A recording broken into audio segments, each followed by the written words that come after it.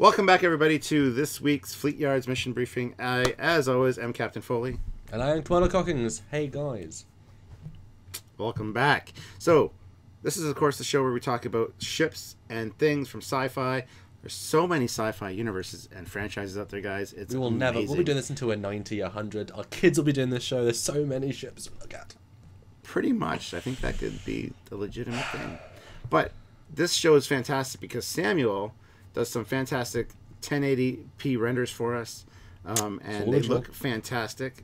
We either have those, or sometimes, occasionally, we have just pictures off the internet, depending whether we can get models or not. Sometimes it's an issue. It's a thing. Basically, the Stuart show or Samuel show. But it's good. I like the Stuart shows because I learn stuff too. I like being on the other side of this equation. Because you don't know that you're not a big sci-fi everything else fan. I am. So I like seeing your impressions. And this ship, in particular, I picked because we filmed a whole load, and you talked about not liking the same basic human grey ship. So I picked the absolute not that. So I'm excited. Awesome. So Stuart, click onto the first picture and let me know what you think. Minbari Cruiser. There, I introduced it. It's the Minbari Cruiser. Because it says it on the title of the picture. I know, from Farscape, maybe? I'm guessing. Well, I want to know what you think about it first, then I'll give you a quick brief. It looks like a sea creature. Yeah, it's very alien looking. I think it's, for a ship design, it's very unique. Especially the markings on it, which look, again, like it's underwater almost with the rippling effect of the light above it. Okay, so what franchise is this from? Because And no, we had a green ship with Starbug. This is our first blue ship. So this is, you said, the Minbari Cruiser from Babylon 5. And I'm proud to say this is the original Minbari Cruiser model from the show. So we're going to be looking at the canonical details. And there's some other original models used in this episode as well. So this is all canonical details. I don't even know if this has been rendered in 1080p before, because obviously Babylon 5 was made in standard def at the time. But yeah, original model, guys. We're so excited to announce we have a lot of the Babylon 5 assets. Thank you so much to those out there that helped the show out with them. So, I mean, we looked at another Babylon 5 ship, but that was just a fan model. These are now the canonical models. So yeah, Minbari Cruise. Now, Minbari are one of the primary races in the Babylon 5 universe. They are basically the strongest, the most advanced race, bar the really advanced race. These are the most advanced of the circle of characters. And this is apparently a Charlene class war cruiser, and in the war with the Minbari, the human Minbari war, these things would basically rip through our ships like butter. I mean, so far advanced. Mostly just powerful weapons, powerful shields, but also they had a certain disruption field that would stop our ships from locking on. So even when you got into a battle with them, you couldn't even shoot them. And it was only there was only really one battle that Captain Sheridan managed to actually. This is before the actual show starters, backstory. Managed to destroy a single ship, and that was a huge deal because it was like, oh my goodness, we destroyed the first one. It showed you could, because until that point they were unbeatable. Obviously later on in the show they're a bit more beatable because there's other bigger vessels, but this is the strongest ship of the Minbaris, and Minbari is the most advanced race. Yeah. Now, is it one of the strongest ships because they have stronger shielding, or is it just the materials they use, or armor? It's everything. It's weapons, it's shields, it's speed, it's just across the board. I mean, humans are not particularly advanced in Babylon 5. These guys are. But to give you some basic stats, we'll talk about scale in a minute, but apparently it can be commanded by 4 command crew.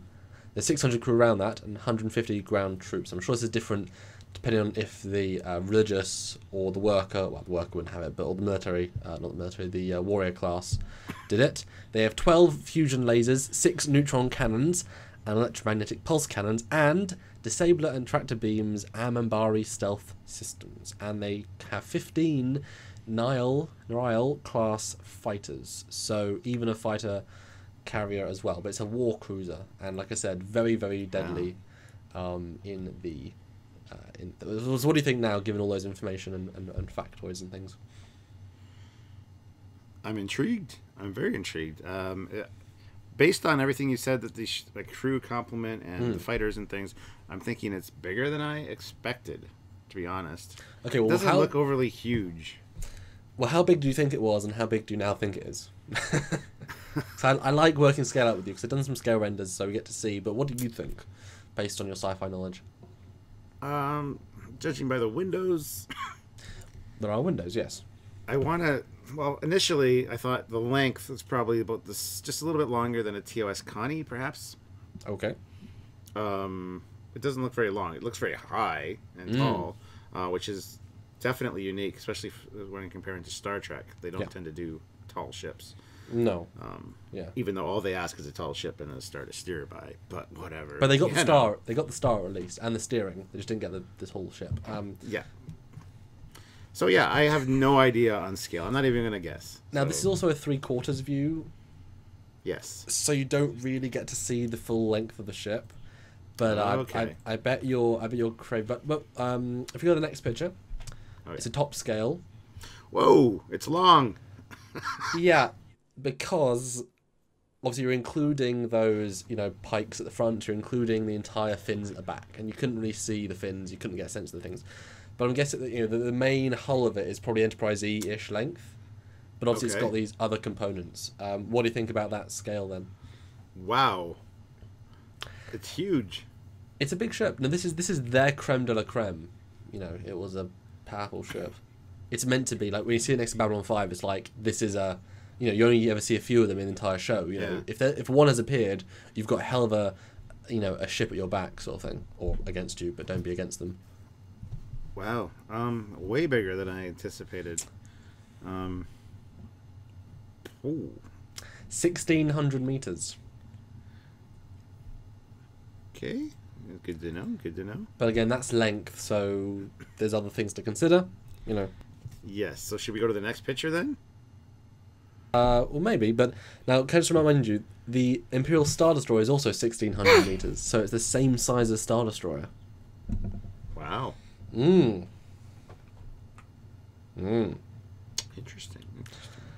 I don't know. But this is only one view, though. The next view is more interesting. So go to the next picture. And I just want to, before you say anything, the top view, the top ship, is, you might remember, is the Omega class destroyer. Again, the real 3D model from Babylon 5, the human ship.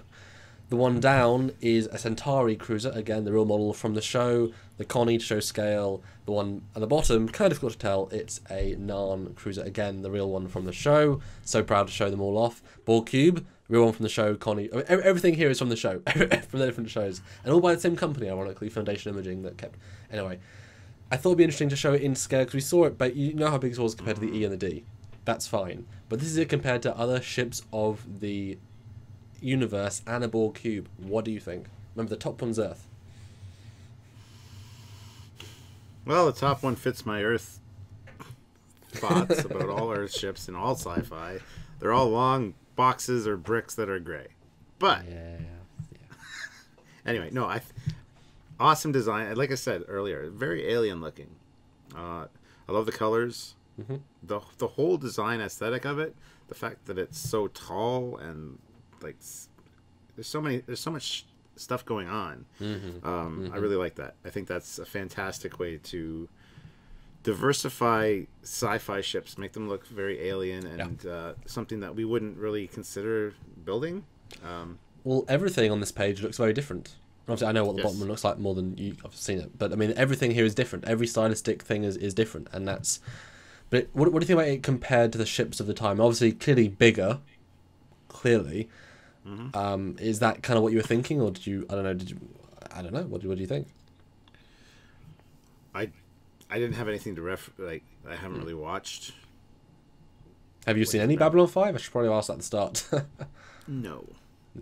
I held off for a long time, but I finally gave in and watched it. First season's a little bit rough, but as is DS9 and Voyager. Season 2 to 4 is exceptional, and hell of an arc. How many seasons of Babylon 5 is there? 5 and 6 movies, but they're all straight to DVD, and I have yet to see 5 all the movies, and there's one spin-off and half a spin-off, but half spin-off got cancelled. I don't know. There's a lot of it. They try to keep the universe going, but the main storyline was I've sort of finished the main storyline, and now there's another season of the storyline, but I love... Anyway, sorry. Is this the race that has the big heads? Not big heads, but they have like bones in their heads. Like they have, those big sort of like crowns of bones, and it's yeah. That's what I call them, bone heads. Are they anything having to do with water? Anything aquatic? Because their ships kind of speak to that. Well, I think. Do you mean the guys with the big hair with the big heads? You mean the big? No. I don't mean the big hair. Because that's the red one in the middle. Head thing.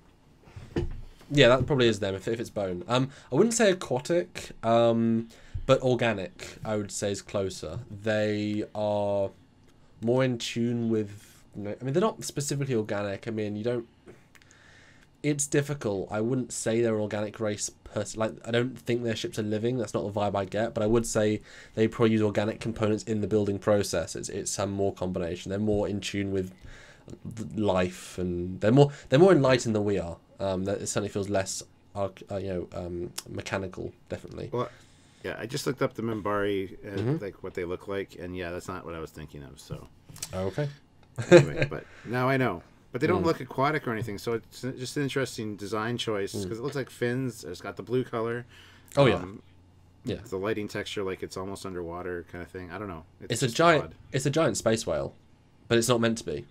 But if you look at, and we'll go talk about it later. But if you look at the three big bone elements on sort of the sides, the middle bit, kind of look like the head they have. Like this, there's that vague. Vibe, and the big fins at the back, those sort of organic half circle shapes look like mantises. That's very similar to the design of their fighters or one of the other ships, so it kind of like there's a link there. But yeah, obviously bigger than the rest of the fleet of the time. Obviously Earth has a big ship too, but it's very much that bit's engines, that bit is weapons, that bit is people, that bit is fighters. Like it's very much we just built them big because we can, but functionally speaking there's so much more surface area on this Minbari ship, and obviously Borg Cube that'd be a hell of a battle, but it kind of makes the Borg Cube feel less intimidating just because how big the fins are, and that'd be an interesting battle. Yeah. Cool. Yeah, I'm impressed, I gotta say. Very cool. Nice addition to Fleetyards. Thank you, I picked it specially. Alright, so the next picture is from the rear. Again, I get very much a fish vibe. You got the upper fin, the two lower fins, tail. It's almost like a sunfish. This is great, isn't it? I love the texturing. It's so nice, and it's organic, and yet they've got the bones, and it's just it's very very different. And I'm wondering, how is it being propulsed? What's the propulsion? I don't know. Obviously, they use what's the word they use? I think it's hyperspace. Yes, Stuart. That's exactly what it does. I don't know. It's like there's no visible engines, so it's very cool. I mean, they don't need to use jump gates. They can just go straight into the FTL, so it's a self-propelling thing. But yeah, just cool design, really. But the next picture is it again from the back and bottom, again just showing the scale, and you get a sense of lots of depth, and it's just cool. Although,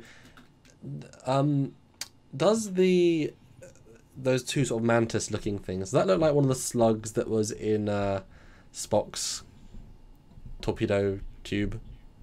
Just it does not, indeed. Right. Microbes from the tube surface. There you go. Shot from here from Enterprise. There you go. They're fruitful and multiplied. It also looks like the big space alien that attached itself to the Enterprise D. Yes, it does. Yeah. Yes. What I gotta now, we'll talk about the front in a minute, but what do you think all of those spikes, protrusions are? I mean, they're both facing forward and aft.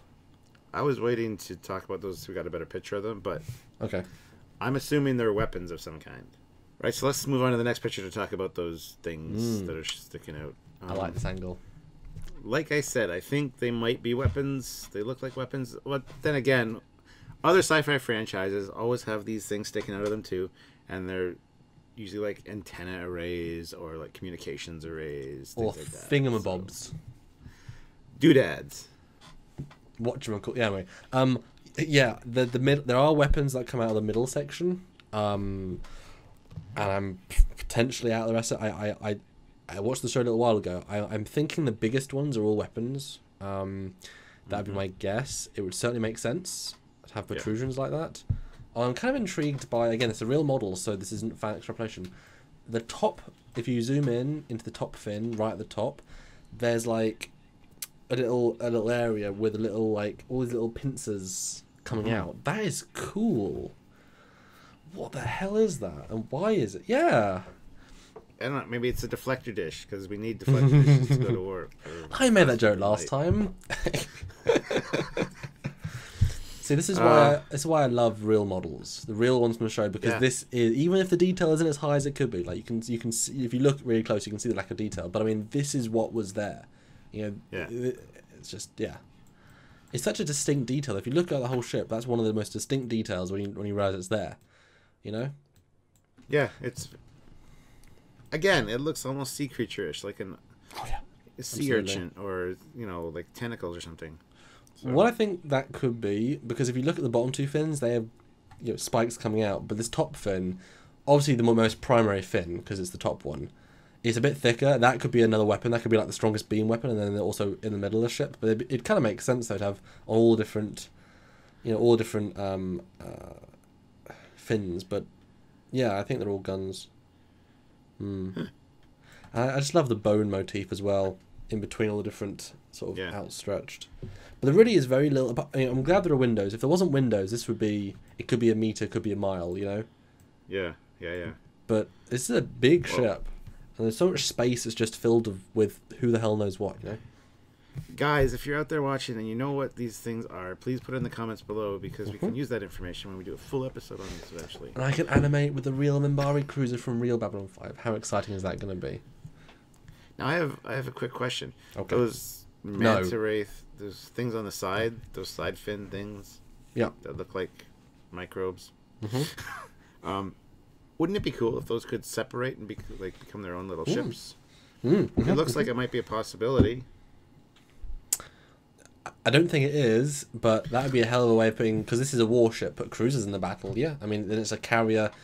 We know it kind of those little. I mean, you haven't seen the fighters, but they're very small. But yeah, that'd be excellent to have these big manta ray cruisers. It would fit the aesthetic, Well, it push it even further towards sea life. But I just kind of like them as just sticking out, just potentially engines. I mean, that would sort of make sense. Maybe they're all like engine units and they're providing thrust, but not the thing we think of.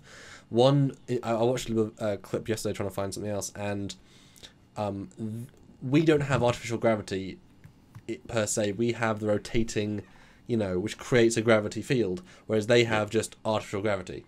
And that's such that in itself is a huge advancement for space travel. So what else does this ship have? We very rarely see inside this ship. We see it often when it comes to the Grey Council, but we really just see a single corridor, which is reused for other things, and a darkened room where the Grey Council is. So we never really get a sense of. I don't even think we ever see a command center of this ship. We see white stars, but not this ship. So I'm interested. I'd like to know. Although we might see it once in a flashback, I think, with the Warlord, but yeah, no, it's I like it. I like this ship. It's kind of grown on me. All these ships kind of have, but this one I think is the most interesting. Yeah, absolutely.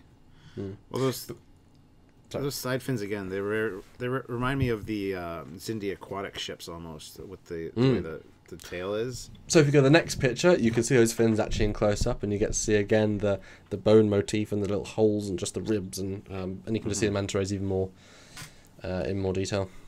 Yeah, and the body that shape, the bone shape, like you said, is very reminiscent of their skulls, because I did take a look at their species. So. Kind of Zindi-like, in fact. Absolutely.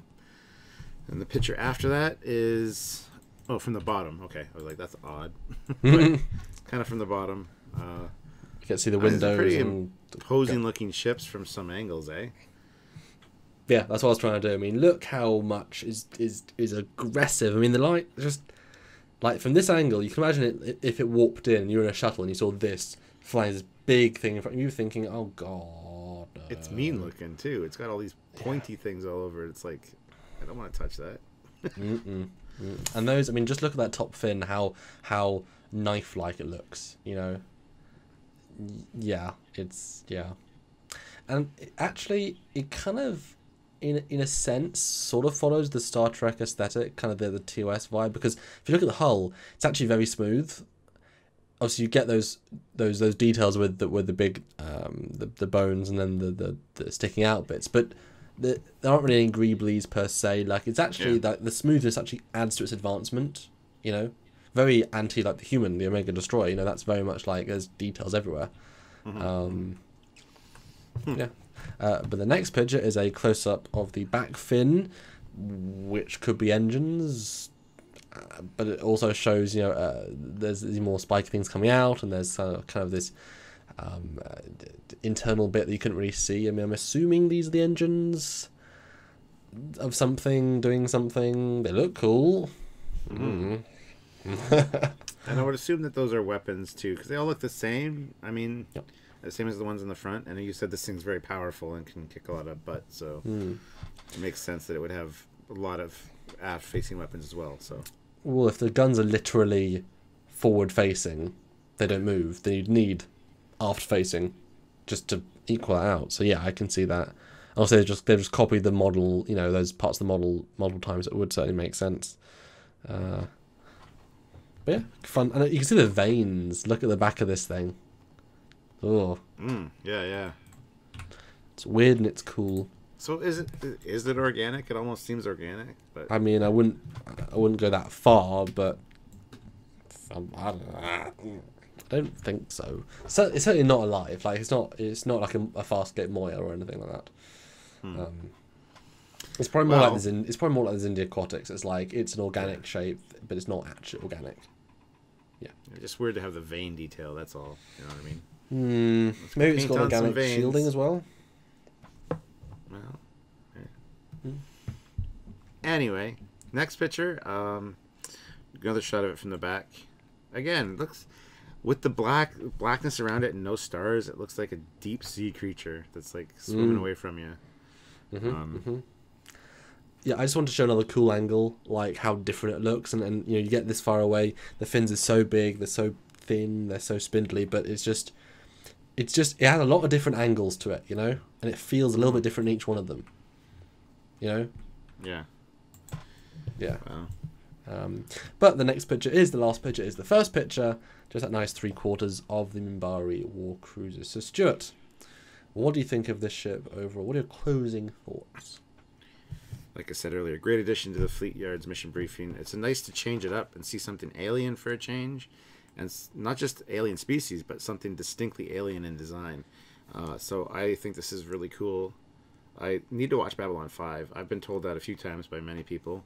And I think that I might be interested in it. So you've definitely kind of whet my appetite a little bit for that. I think I might have to go do that sooner than later. So, you know, wouldn't it be funny if we did like a Babylon 5 Trekyards watch and did reviews? Because I if I finish watching it, I know the entire storyline. I can like see your reactions and talk with you about each episode as it develops and be like, oh, so what do you think, Stuart? And we could do you know, a review of a show that came out 20 years ago. And we're seeing it for the first time, and I know nothing about it at all. And since I have all 3D models, I could, you know, create nice little stills of each episode and, you know, nice thumbnails and things. What do you think? What do you think, guys? Should we do a Babylon 5 first watch, rewatch review series on Fleetyards? Because why not? Because just what we need is more shows to add to our lineup. Oy. Yes, you guys don't have enough to watch, and we don't have to make. My closing thought: Babylon 5 was a show I didn't avoid, but I watched a few random ones when I was young, and I didn't get it. I didn't like it, and I didn't care about the characters because it's not a show. It's not a show you can dip into at any point. It may be at the start of season 2. You know, the point is it's such a development, such a build up that if you start from the start and go at the time, it is exceptional, but not for a kid, not from season 3 episode 6. You know. So certainly appreciate it all more, and I'm so honoured to have these foundation imaging files that we can show you guys them in proper definition, given the just desserts. I mean, some modeler worked a long time on this model, with computers that were, you know, had backs this big, you know, with 50 megs of RAM. You know, these are amazing people, and they create some amazing things, and I can still make this ship look good. that was designed, 20 years ago and built 20 years ago, and that says something. And those guys are always great, and it's gonna be such an amazing experience to look at all the different ships with you. You need a pair of Ray-Ban sunglasses that you can go, I make these ships look good. Yeah. Well, Trekyards.com, donate button. No. But seriously, I mean, we've got all the ships, I think, for the most part, and we're going to bring them all to you, and the real ones, and that's so exciting. And Fleetyards, you can't do better. We're doing the Trekyards treatment for Fleetyards. Where else can you see new renders of these ships done with the actual models? I mean, that's what Fleetyards and Trekyards does. Samuel does great work. So, if you liked this video, please click the like button. Don't forget to subscribe. And please share it around to anybody that you think will love this sci-fi franchise and Fleetyards. We'd love to have more members of our entourage. I was going to say team, but that doesn't really work. Entourage viewers. And the Facebook page, you should join that. Yes. On Facebook and type in Fleetyards. And if you want to support the show so we can keep making shows like this and Trekyards and all different variants, either go over to our website at trekyards.com, click that donate button, or Patreon, a monthly donation scheme. If we reach a certain amount, that $1,000 a month, we'll make these episodes the full ones, the full Trekyard Saturday experience with new animations, new renders, like proper, all the details. Full facts about the whole ship, like everything. How many rivets, if they have rivets. What the veins were, everything. And like I say, new animations, and again, real models, real animations. Real software, it's the real stuff. It'll be amazing. So help us out if you can. But until next week, this is Commander Coggins. And I'm Captain Foley. And we'll see you next time. Bye, guys. Bye, everybody.